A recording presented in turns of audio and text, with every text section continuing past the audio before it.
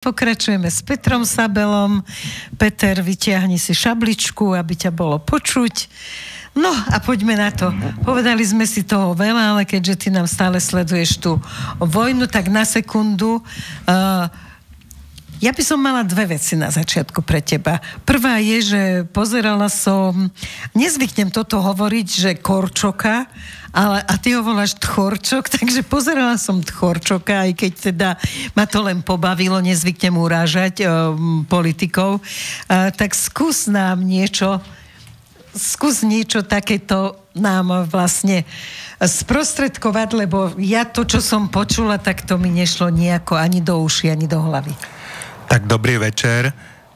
Ja na začiatok nechcem púšťať hneď Ivana Korčoka, aby ste to nevypínali. Púšťaj. Dobre, ja som si prečítal to, vlastne o čom to bolo. Korčok nedokáže odsúdiť útok Ukrajincov na ropovod Družba a kope do Blanára a do Maďarov, že sa sťažujú, že Ukrajinci vlastne už tretíkrát zaútočili behom 10 dní na náš ropovod Družba, ktorý... Počkaj, ale to je zaujímavé, že tretíkrát, pretože ja som, bohužiaľ som to postrelila až teraz, akože to musí byť nejaký úmysel, pokiaľ to nie je prvýkrát a náhodou. Áno, je to zásahy na ruskú infraštruktúru, ktorou zásobuje Maďarsko, Slovensko, Rakúsko a hoci to nepriznajú, aj Česko, cez ropovod Družba a naši odborníci vrátane premiéra Fica vyjadrili, že z geografických dôvodov nie je možné dostávať k nám inak ropu a finančných. Takže vlastne on to nedokázal tento Korčok odsúdiť, ale kritizuje pána ministra zahraničia Blanára a maďarského premiéra. Čiže máme povedať Ukrajine, že ďakujeme veľmi pekne za to, čo sme pre vás urobili, že nám škodíte? Áno, teraz ten výpadok ropy bude najmenej na 5 dní. Ministerka hospodárstva Denisa Saková sa vyjadrila, že v podstate máme zásobu na 90 dní, no ale určite vznikajú tak škody a možno vzniknú aj väčšie škody. Tento posledný útok, ako som hovoril, bol už tretí v priebehu 10 dní a bol zrejme aj ekologicky veľké škody, pretože nezasiahli len tú líniovú stavbu, ale nejakú prečerpávaciu stanicu s nejakými zásobníkmi. Bol tam obrovský požiar, obrovské výbuchy. Takže naša ropa zhorela tam a zrejme sa jej aj dosť rozlialo tam po prírode a do spodných vod. Takže bol to aj ekologická katastrofa. No a útočia Ukrajinci nielen na ropovod, ale aj na ruské rafinérie. V posledných mesiacoch horelo desiatky ruských rafinérií, niektoré horeli aj týždeň v kuse. Takže chcú zlikvidovať vlastne túto sieť? No, ťažko ju zlikvidujú, pretože tá je obrovská. Rusko má stovky rafinérií, ale spôsobia veľké škody. Dokonca vedenie Ukrajiny sa vyjadrilo, že oni to majú schválené európskymi lídrami. Takže oni môžu útočiť na náš ropovod, hoci my ako Slovensko ich tiež zásobujeme ropnými produktami, čiže naftou a benzínom a je to všetko na dlh a je to všetko zadarmo. Už za ministra obrany Naďa tam išlo milióny litrov týchto rôznych ropných produktov aj leteckého benzínu, aj s našimi lietadlami teda a vrtuľníkmi. No a čo sa týka toho, že kto to zaplatí tie škody, no Ukrajinci tvrdia, že chcú spôsobiť škody Rusku a že Rusko získava peniaze tým, že nám dodáva ropu. Za toto sa dá tá krvilačnosť úplne pokojne skryť. Takže takíto rôzni Tchorčokovia tomu ešte tlieskajú. Neviem, dokedy, či budú tlieskať, keď na našich čerpacích staniciach si nekúpia do svojich aut, ktoré majú kúpené za peniaze z rôznych neziskoviek od spravodajských služieb Británie a USA a z rôznych ambasád európskych krajín, britskej a podobne, do svojich luxusných autíčiek, keď si nekúpia už pohonné hmoty. Alebo si ich kúpia za takú vysokú cenu, že ak im štát odpílil tie rôzne fondy z Ministerstva kultúry a z Ministerstva vnútra, tak aj oni budú mať problémy s tým, nielen bežní občania. Ty si ten internetista, Prosím ťa, našiel si tam nejaké informácie o tom, lebo viem, že progresívci si dali, že cena za Fica a teraz tam vymýšľajú, za čo všetko sme zaplatili za Fica a cena za progresívcov neexistuje a cena za Naďa a cena za Matoviča, to nikto nevyčíslil na tom internete? No, vlastne za Matoviča stúpol dlh tak ako nikdy. Dlh našej krajiny aj s úrokmi vlastne stúpol o 1/3, o vyše 20 miliárd eur, ktoré sú samozrejme tie dlhy na vysoké úroky, keďže sme vtedy stratili nejakú bonitu a ocitli sme sa behom jedinej Matovičovej vlády na chvoste Európskej únie, čo sa týka ekonomiky. Za nami už len Bulharsko a predtým sme boli a teraz to stále vyčítajú Ficovi, veď práve. No, takže aj preto tá konsolidácia. Minister Naď, to som už viac razy hovoril, že tam nejde iba o tie lietadlá MIG, tých 12 MIGov a k ním všetky možné rakety, zbrane, náhradné diely, ale o modernizované vrtuľníky, o tanky, transportéry, systém S-300 s množstvom rakét a ďalšie veci ako pohodné hmoty a ručné zbranie, delostredecké granáty. Keby sa to všetko spočítalo, keďže to bolo v rôznych dávkach a pod rôznym krytím, tak by to bolo tiež určite viac ako miliarda v eurách. Takže k tomu ešte tento minister Naď, ako povedal Matovič, teraz jeho posledné vyhlásenie, ako predtým povedal Sulík za SAS, oklamal vládu s tým, že tvrdil, že je to všetko v poriadku a zistilo sa, že to nebolo v poriadku. A že je to právne čisté? Vyšetruje to dokonca Európska prokuratúra, niektoré veci, kde sa zneužili aj prostriedky Európskej únie. Dobre, len on zrejme má nejaké zvláštne krytie, tak to nazvem, lebo hneď potom, čo teda tu nás skončil a všetko sa vedelo verejne, že čo všetko urobil a koľko protiprávnych vecí a ako klamal, tak sa vyskytol v Čechách a začal byť s ministerkou obrany. Áno, ministerkou obrany Černochov bol vlastne jej poradca, takže neviem, čo jej mohol radiť. A teraz, hoci tvrdil, že nemajú peniaze, tak si cestuje a robí rôzne kampane. Dokonca bol aj na Aliaške, na stretnutí Trump-Putin na demonštrácii. Niekoľko desiatok ľudí tam demonštrovalo, slnečkári tvrdili, že to boli stovky ľudí, ale zo všetkých záberov, na ktoré spočítal som to, takých nebolo nikde ani do 100. No. Ale nad tam nesmel chýbať. No a teraz si pozrite, že normálne si ho menovite videl? Nie, on si dal sám statusy, že tam bol. Takže podľa jeho statusov, no ale pozrite si, koľko stojí letenka do toho mesta, koľko stojí tá letenka, ak si ju kupujete na ten summit, kde z celého sveta išli novinári a podobne, tie letenky stúpli rádovo dvojnásobne. Taká bežná letenka mimo sezóny, keďže tam nikto nechodí, môže byť do 1,000 eur s letiskovými poplatkami, ale takáto mimoriadná letenka tak je oveľa drahšia. A koľko stojí ubytovanie najlacnejšie v tom meste a v jeho okolí? Takže najlacnejšie je 100 eur na noc, ale priemerné je tam 250 a počas tohto summitu, keď tam z celého sveta došli novinári a obsmrdači a ochránky a všetko možné, tak stále niekoľkonásobne viac, pretože možno aj si to je podľa iglu vyťaženosti. Takže...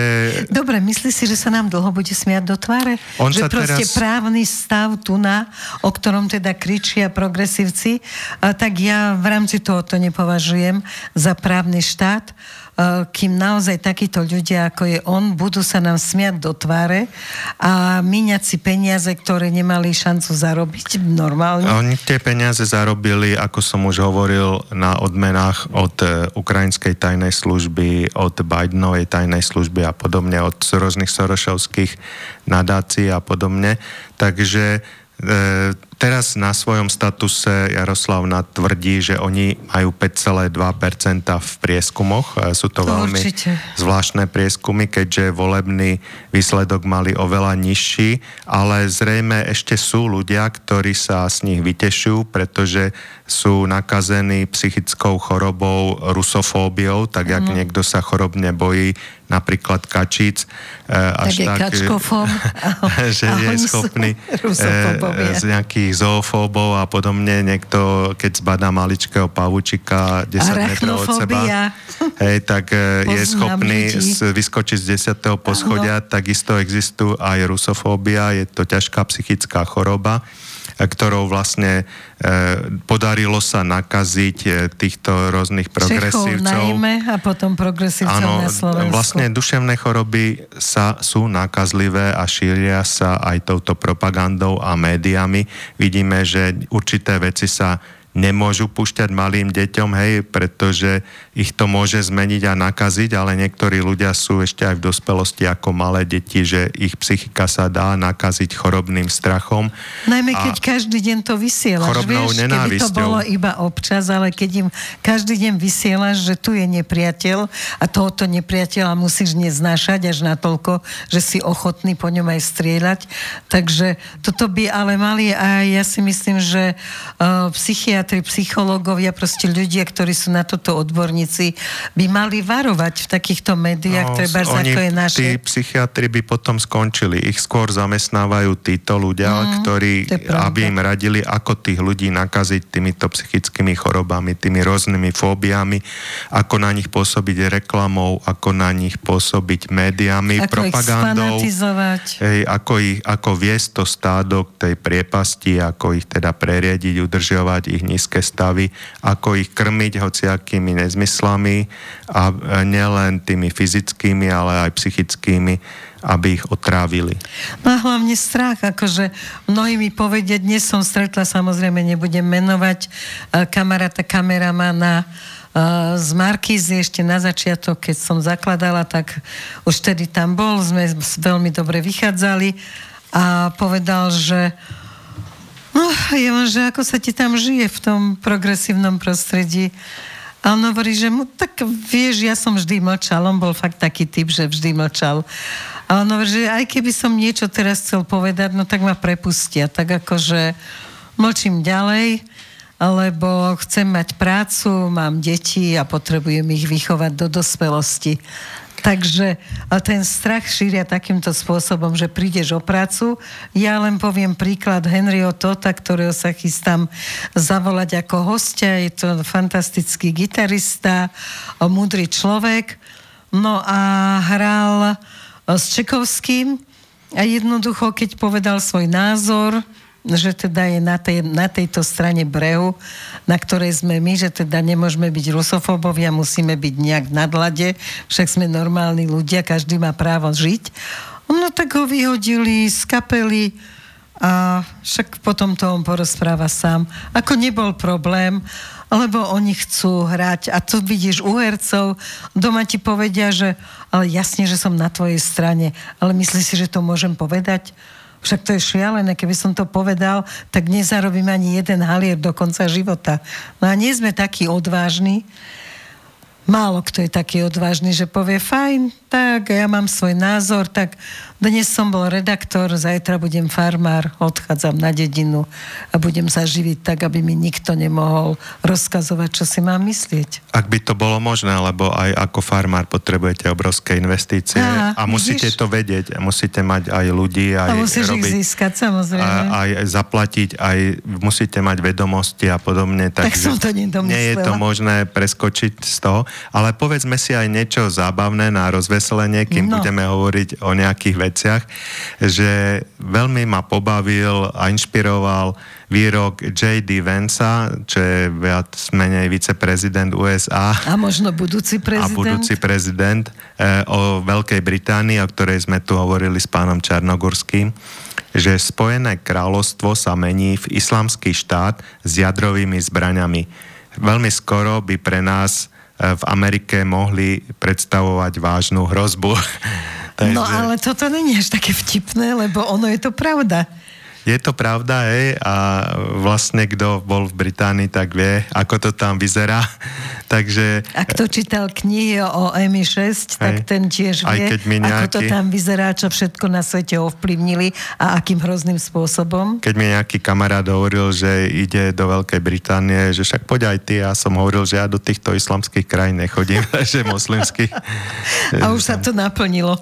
No hej, vtedy to ešte nebolo možno také už aj vtedy to bolo, ale teraz je to už očividné. No pre mňa je totálne sklamanie Paríž, keď som išla ukázať vnukom, že toto je mesto slobody, akože tu naproste žijú, že to je akože úžasné, každý je slobodný, každý si môže povedať názor, oni dokonca ani nesmieš na nich po anglicky prehovoriť, to oni nemajú radi, oni proste sa držia toho svojho, no a potom sa ma pýtali, že a kde sú tí Parížania? Za názor sú tam ľudia veľmi prenasledovaní, tak jak v Británii. Británia má na počet obyvateľov najviac politických väzňov na svete asi, takže viac menej ju prekonáva iba dvojnásobne Ukrajina na počet obyvateľov. Keď to zobereme, že Británia má okolo 5000 politických väzňov, a to takých ako pán Robinson, ktorí sa odvážili kritizovať, že moslimské gangy Pakistáncov tam znásilňujú malé dievčatka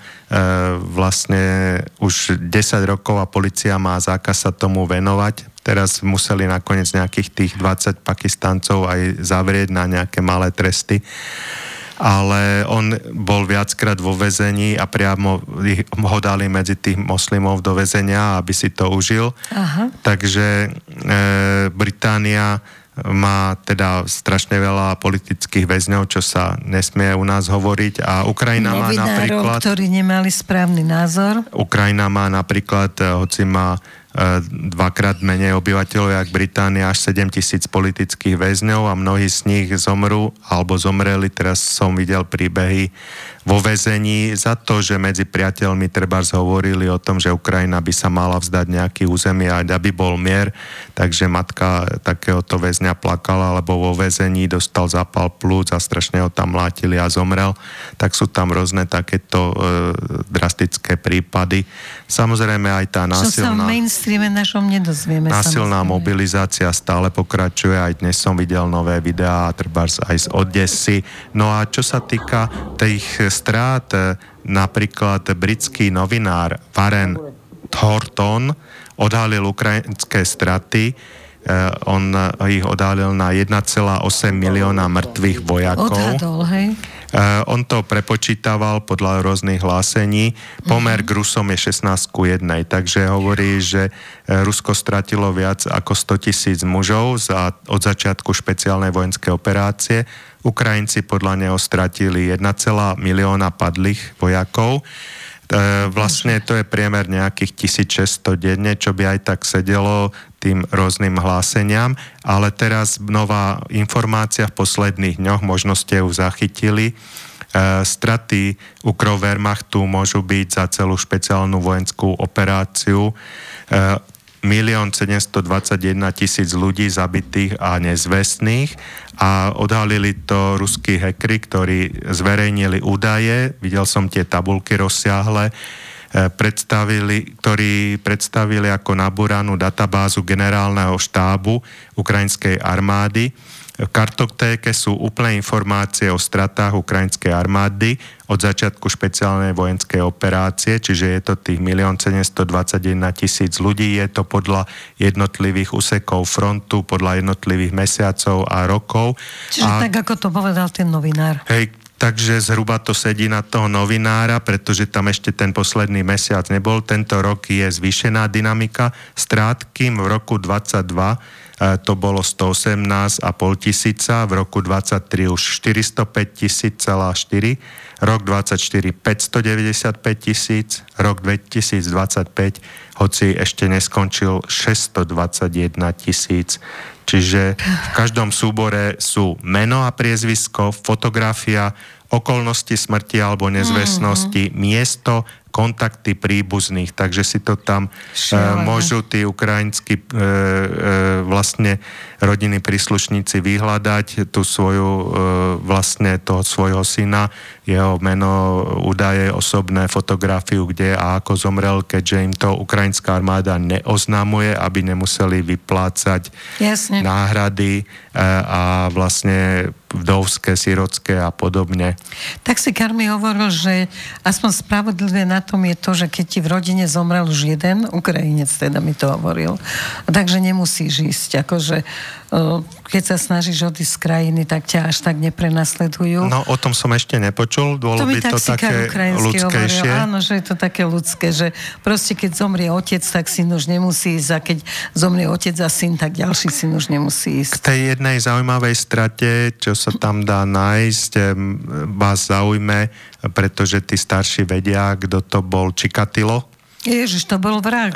Jemu dokázali 53 vražď a bol popravený v roku 1994, ale zrejme tých vražd mal oveľa viac. Hej.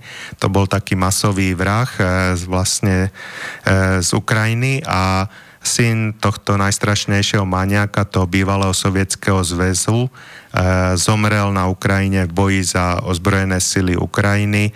To taká správička tam tiež prebehla a dalo sa to tam nájsť. Takže podľa správ z médií bol tento Čikatilo mladší súčasťou delostreleckej jednotky a 20 kilometrov od Charkova sa jeho skupina dostala pod silné ostreľovanie tých ruskej armády. Takže Ukrajina ho teraz uznala za mŕtvého. Vraj zahynul teda hrdinsky a dostal posmrtne rád za odvahu 2. stupňa, takže aspoň, ak má rodinu, tá jeho rodina dostane nejaké odškodné. On sa volá... vyčistil možno líniu rodovú. Jurij Čikatilo, takže on vstúpil do ukrajinskej armády, aby unikol trestnému stíhaniu. Na Ukrajine ho kvôli veľkým dlhom na výživnom, požičkám a pokutách za dopravné priestupky hľadali exekútori a ministerstvo vnútra. Takže to bola jedna taká pikoška z tých mnohých strát. Keď sa ťa opýtam, že vlastne tá špeciálna vojenská operácia sa začala preto, lebo Rusi sa rozhodli denacifikovať, čiže zbaviť nacistov, nacizmu a tých všetkých, ktorí tam sú, banderovci a ďalší. Myslíš si, že za tie 3 roky vojny, že sa dá už dať nejaké hodnotenie, že či v podstate aspoň z časti sa splnilo to, čo mala priniesť táto operácia? Tak ten ukrajinský národ, žiaľ, hoci je to bratský národ aj nám, aj Rusom slovanský, tak bol nakazený tou duševnou chorobou, tou rusofóbiou a chorobnou nenávisťou k Rusom. Ak boli to vôbec Ukrajinci, lebo celý ten východ, polovica bolo rodený Rusi, takže tí viac menej sa snažili odtiaľ zdrhnúť na východ, na západ. Väčšina teda utekla z toho východu do Ruska, okolo 7 miliónov a ďalších 7 miliónov na západ, skôr z toho západu Ukrajiny. Takže doplatili na to, že sa dali zmanipulovať tými médiami. Tá propaganda tam bola naozaj silná za posledné desiatky rokov. No a v súčasnosti už nemajú veľa možností sa brániť, keďže zostali iba ženy, starí ľudia, deti a tie ženy ako žijú. Trebárs primátor Kieva, Kličko, veľký boxerista, má po Kieve bordely a tam zamestnáva vo veľkom tie vdovy po tých mŕtvych vojakov, aby mali ako prežiť a vysielajú ich do celej Európy a teda do bordelov nechodím, ale v Európe každý tvrdí, že všetky bordely a masážne salóny sú plné Ukrajiniek, takže musia predávať jediné, čo majú, keďže o všetko prišli, aj o mužov, aj o synov, prišli o majetky, mesta sú rozbité, takže musia predávať svoje telo, dopadli ako otrokyne a vlastne tí zahraniční žoldnieri, čo sú na Ukrajine, to tiež potvrdzujú, máme tu rôzne výroky a tak, Teraz tí ruskí hackeri zase získali trebárs aj údaje o 3500 zahraničných žoldnierov.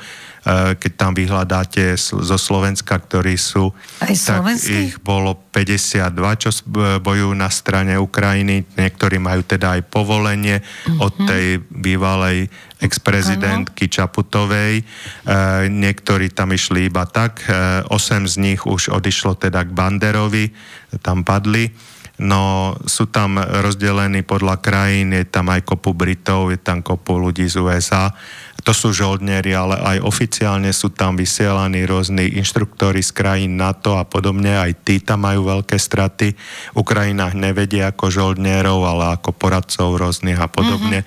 A keď tam padnú, čo tam padnú veľmi často, pretože sú zbombardovaní na nejakom hoteli trebárs alebo nejakom rekreačnom zariadení alebo výcvikovom priestore, tak potom ich umiestňujú v NATO vlastne do nejakých virtuálnych lietadiel a helikoptér, ktoré padli nad územím treba Francúzska, Británie. Vždy po takomto ruskom útoku padne niekde v Británii vrtuľník, kde sa títo chudáci akože virtuálne zabijú, aby nemuseli priznávať, že tam majú také straty na Ukrajine, aby odškodnili teda aj legálne ich rodiny a aby ich mohli akože nejako dobre, ale pochovať a tak. Povedz mi v skratke, teda podľa toho, čo hovoríš, tak máme dve možnosti. Buď, že poumieralo veľa týchto akože nacisticky naladených ľudí, alebo viacej ich ušlo a niekde po svete sa nachádzajú. Sú aj po svete, vidíme aj videá trebárs z Prahy, ako plné električky, keď odniekal idú a z nejakej bandera party vykrikujú tie ukrajinské heslá, takisto ako ich vykrikovali s tou zástavou banderovskou vo Varšave na koncerte, pritom ich pochytala polícia Poľska, ktorí sú už pomaly veľmi alergickí na Ukrajincov a zvlášť na tých, ich tam majú niekoľko miliónov, ktorí propagujú banderizmus a deportovali ich na Ukrajinu, takže môžu za tú svoju UPA, za tú banderovskú organizáciu ísť aj priamo bojovať, určite sa zídu. Treba z USA okolo 200,000 ukrajinských ľudí chce, ktorí tam teraz došli akože odídenci pred vojnou deportovať a už aj začali, už im aj poslali nejakú výzvu, potom ju zastiahli a ukrajinskí politici hovoria, že nech ich deportujú priamo do Ukrajiny, my ich potrebujeme do pechoty a pôjdu teda zaplatať tie diery, ktoré sú obrovské na tej frontovej línii. Rusi, keď chcú, tak cez ne prenikajú rôzne tie skupiny a robia im tam potom za chrbtami šarapatu, tak ako sa teraz stalo aj v Pokrovsku, ako sa stalo trebárs na tej fronte. A čo sa stalo? Že Rusi prenikli trebárs až do mesta diverzné skupiny a ako som spomínal už aj inde, že vlastne Ukrajinci to riešili tak, že tam poslali svoje elitné jednotky, aby teda zlikvidovali tieto rôzne preniknuté skupiny ruské do centra, trebárs aj Kupianska ku železničnej stanici alebo do Pokrovska. Takže tie nové skupiny, ktoré tam prišli, neboli zorientované v tom meste na boisku a strieľali teda aj ukrajinských vojakov, lebo takzvaná priateľská streľba sa to nazýva, lebo sa nevedeli identifikovať, nevedeli, kto je kto má aké uniformy prezlečené a podobne. To sa stáva, hej, bežne vo vojnách? Hej, to sa stáva, priateľská streľba sa to nazýva. Ďakujem. Friendly fire. Takže stávalo sa to v tejto vojne už aj pri iných mestách a pri iných prienikoch.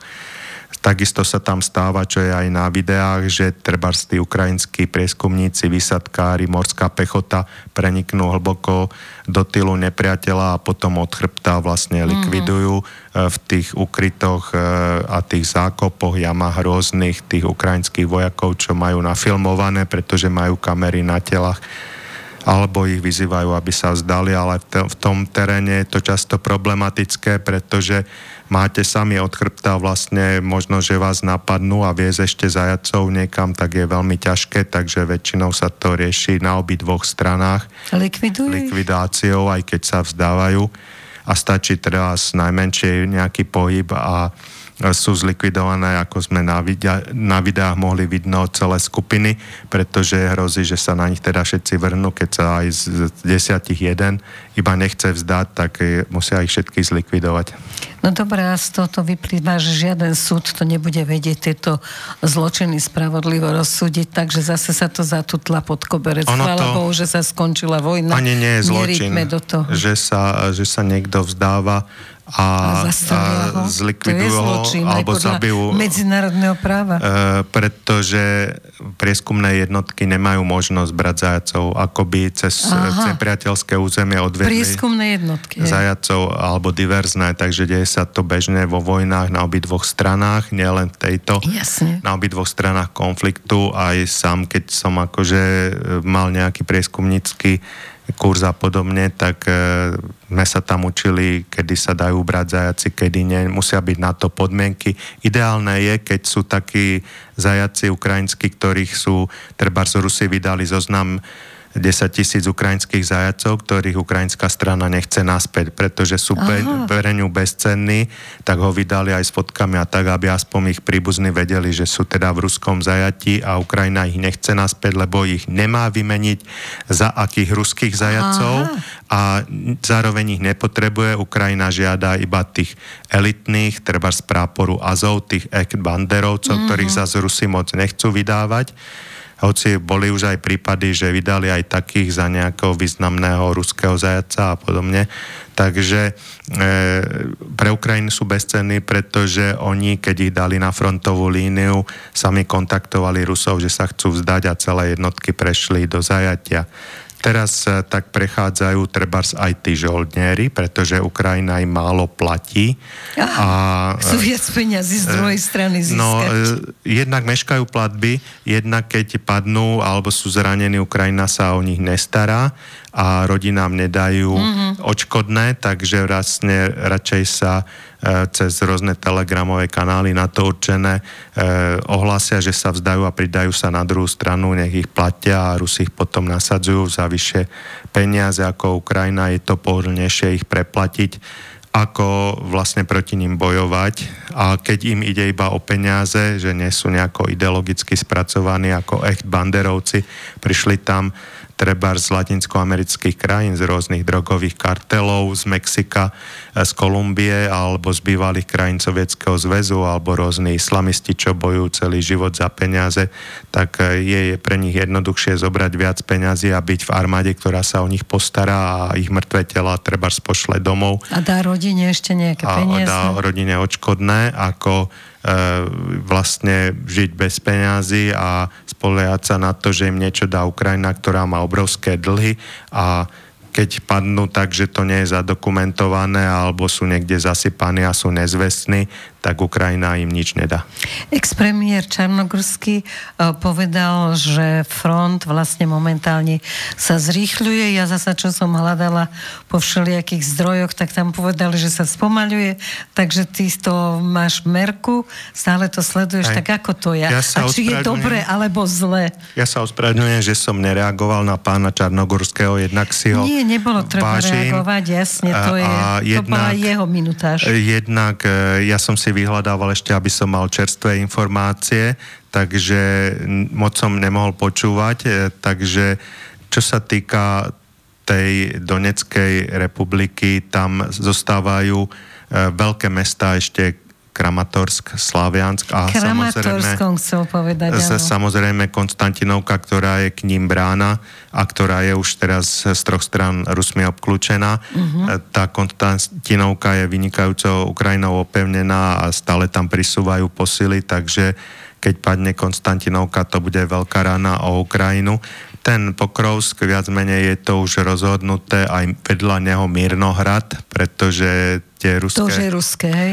Ešte nie, Ukrajinci si to ako držia za každú cenu. Rozkaz je udržať to za každú cenu, aj za cenu vysokých strát vojakov, ktoré Ukrajina nemá.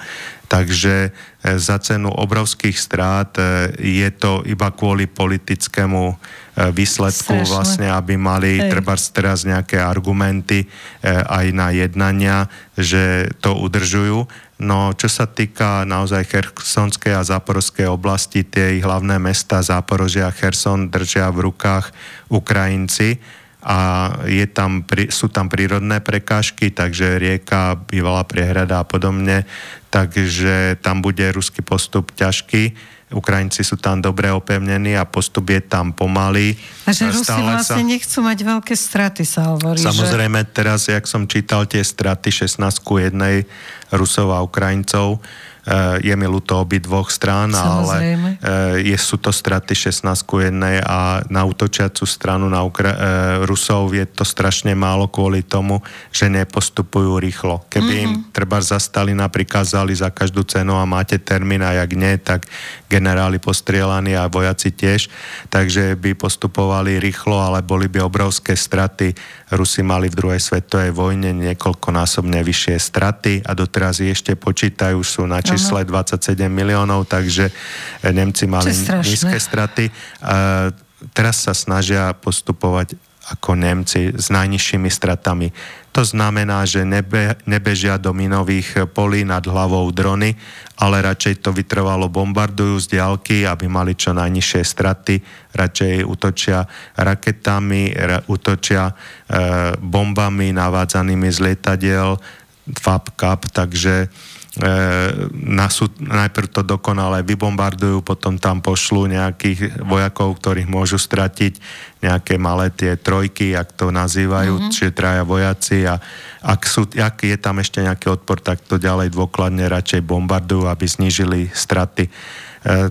Na tom fronte sú obrovské diery v obrane, takže dá sa prenikať aj dovnútra, ale viac menej sa držia toho, že ak preniknú dovnútra, tie jednotky sa často potom ocitnú v obklúčení a stratia ich, pretože Ukrajina tam pri prienikoch nasadí elitné jednotky a elitnú výzbroj na tie miesta prienikov, ale teraz ten prienik, dá sa povedať, severozápadne od Pokrovska za jeden deň Rusi postúpili na takom úseku okolo ciest až 11 alebo 18 kilometrov za jediný deň, hoci tie denné postupy sú priemerne iba stovky metrov, takže tento postup všetci tí vojenskí analytici aj ruskí si nevšímali a hovorili, že to bude nejaký hoax, lebo preberali aj z ukrajinskej a americkej strany, ale potvrdilo sa, že ten postup bol a že je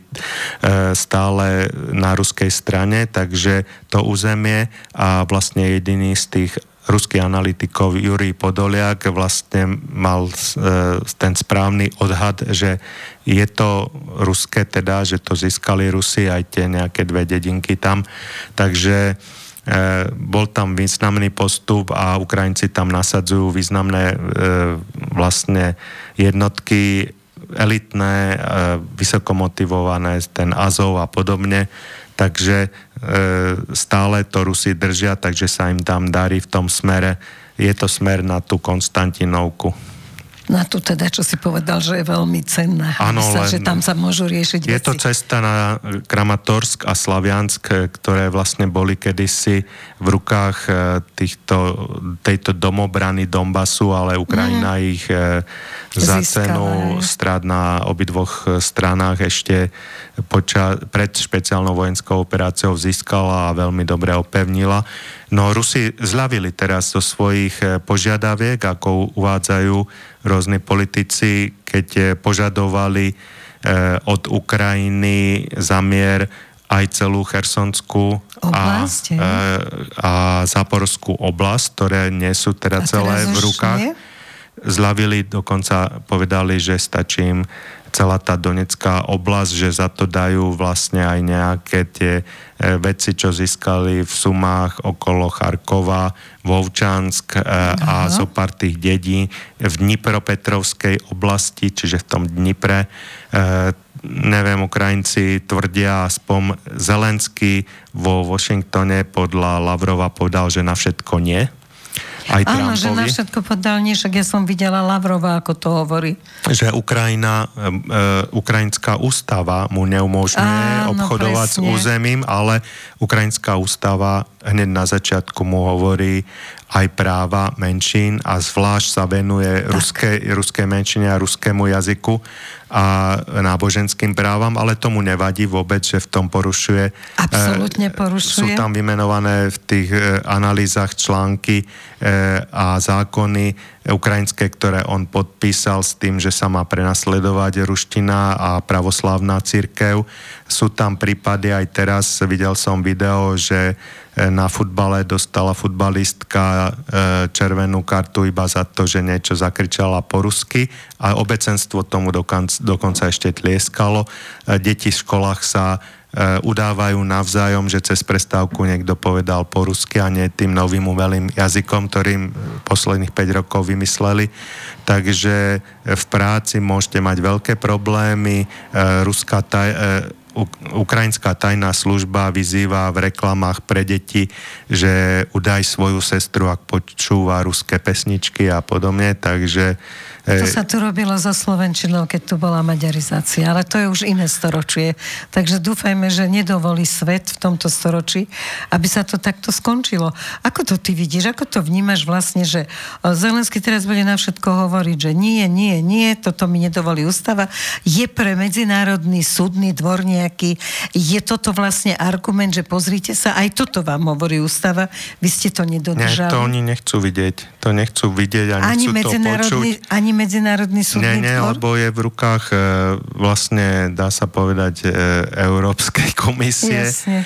No a také zaujímavosti, čo sa stali vo Washingtone, keď Donald Trump pozval Zelenského, ale s ním prišli trebárs aj Macron, prezident Francúzska. 6 vyvolených. No, Merz vlastne predseda vlády Nemecka, Meloni, premiérka Talianska, fínsky premiér a vlastne Uršula si samozrejme von der Leyen sadla k ním.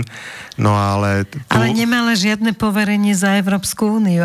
Vyzvali u Trumpa, keď sedeli, že a teraz bude jednanie lídrov a prosíme Uršulu, aby išla za dvere. Takže nie si líderka, ničoho, veľkým týmto dlhým nosom opustila miestnosť. Vyškolili Zelenského, že nemá rozčúliť Trumpa, že na všetko mu má prikyvovať a usmievať sa. Čiže má mať oblek. Trump ho tam ponižoval, dal zaňho mapu Ukrajiny naružo vyfarbenými územiami, ktoré už získala Ruská federácia. Ešte keď to zbadal Zelenský, tak povedal, že pekná mapa a tak, a sa zasmial. No, Trump sa tiež na to zasmial. No, oproti Trumpovi zrovna posadili fínskeho premiéra s tým, aj naši slnečkári na teatri vysvetľovali a v rôznych besedách, že ako ho má Trump rád. Áno, ani nevedel, kde sedí. Alex, kde je? Že s ním hral golf a daroval mu golfové palice, ale Trump takto daruje a hrá golf s 1000 ľuďmi, takže zrejme si ho nezapamätal, aj keď hovorili, že Trump mu voláva. Jasne. Takže pozeral sa na ňo a pýtal sa, že kde je ten fínsky premiér. Nespoznal ho. Ešte bolo to strašne ponižujúce, čo tam zažili, ale napriek tomu môžu pokaziť veci.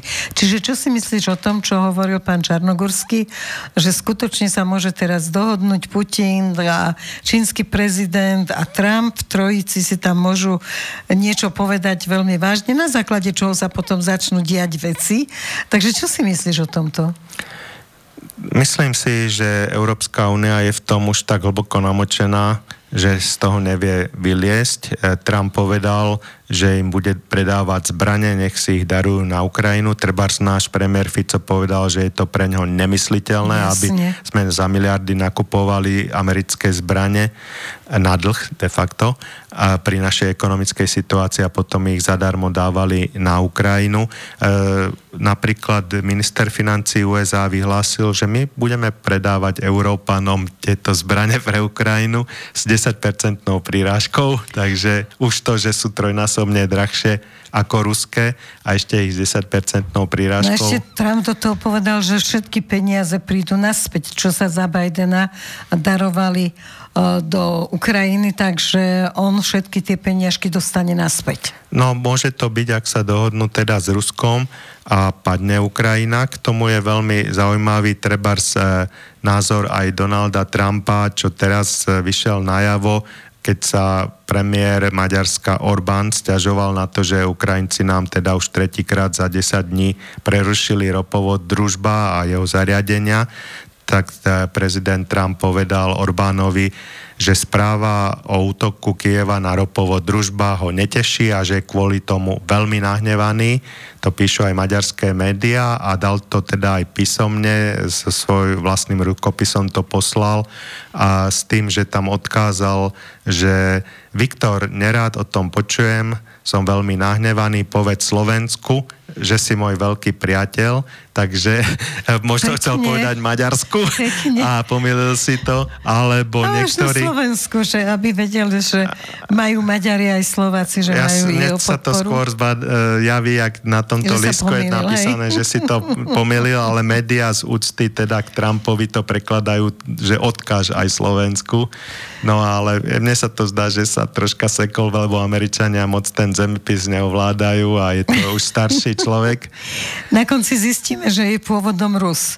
Z Trumpa sa dá urobiť triumf a už máme, že má ruský pôvod. To bol vtip, chcela som to odľahčiť, no ale faktom je, že Trump chápe a asi aj tí, ktorí sú za ním, lebo však ako nikto nie je sám v tej politike americkej, aj celosvetovej. Takže chápu, že to Rusko naozaj nemôže byť zničené, že to bol zlý plán.